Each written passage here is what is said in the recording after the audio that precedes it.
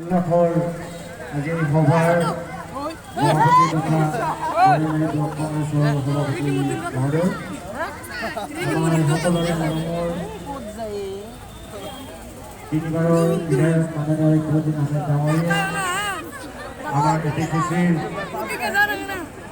সমূহ বিষয়ববীয়াসকল, মণ্ডল কংগ্ৰেছৰ বিষয়ববীয়াসকল, ব্লক কংগ্ৰেছৰ বিষয়ববীয়াসকল, মহিলা কংগ্ৰেছৰ বিষয়ববীয়াসকল, আমাৰ যুৱ কংগ্ৰেছৰ বিষয়ববীয়াসকল, নিশ্চয় বিষয়ববীয়াসকল, মই সকলোকে মোৰ ফালৰ পৰা ধন্যবাদ জ্ঞাপন কৰিছোঁ। আৰু এই সভাৰ জৰিয়তে এটা কথাই ক'বলৈ ওলাইছোঁ, এই বিজয় মোৰ বিজয় নহয়, এই বিজয় হ'ল আপোনালোকৰ বিজয়, এই বিজয় হ'ল কংগ্ৰেছৰ বিজয়, আৰু এই বিজয় হ'ল আমাৰ বিধায়ক মহোদয়ৰ বিজয়।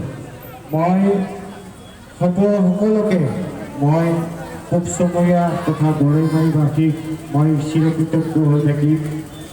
আপোনালোকে যি যোৱা 7 তাৰিখৰ নিৰ্বাচনত আপোনালোকে মোক বিপুল ভোটত আজি বিজয় উল্লাসিত কৰিলে, তাৰ কাৰণে মই চিৰকৃতজ্ঞ হৈ থাকিম।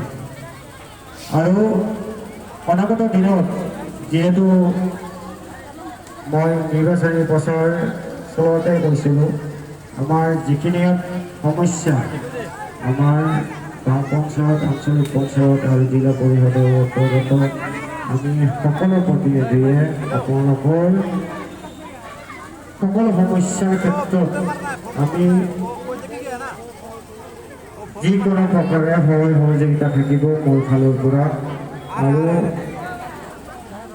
আৰু এই আজিৰ বিজয় উল্লাসৰ আমাৰ যিমান প্ৰতিনিধি আছে মই সকলোকে শুভেচ্ছা জ্ঞাপন কৰিছোঁ। বিশেষকৈ আজি এই টিকেট প্ৰদান কৰাৰ পৰা যিসকলে মোক সহায় সহযোগিতা কৰিছে, যিসকলে উৎসাহ দিছে, যিসকলে মৰম দিছে, মই তেখেতসকলক ধন্যবাদ জ্ঞাপন কৰিছোঁ। মই বিশেষ নকওঁ, আপোনালোকৰ পঞ্চায়ত, ৱাৰ্ডৰ আৰু জিলা পৰিষদৰ অন্তৰ্গত আপোনালোকৰ যিকোনো কামৰ ক্ষেত্ৰত সুচাৰুৰূপে কামখিনি কৰিম বুলি আপোনালোকক আশা দিলোঁ, প্ৰতিশ্ৰুতি দিলোঁ। আৰু এইখিনি কৰি মই সকলোকে অনাগত দিনত কামবিলাক সুচাৰুৰূপে চলাই যোৱাৰ কাৰণে সকলোৰে সহায় সহযোগিতা কামনা কৰি আছোঁ। আসসালামু আলাইকুম।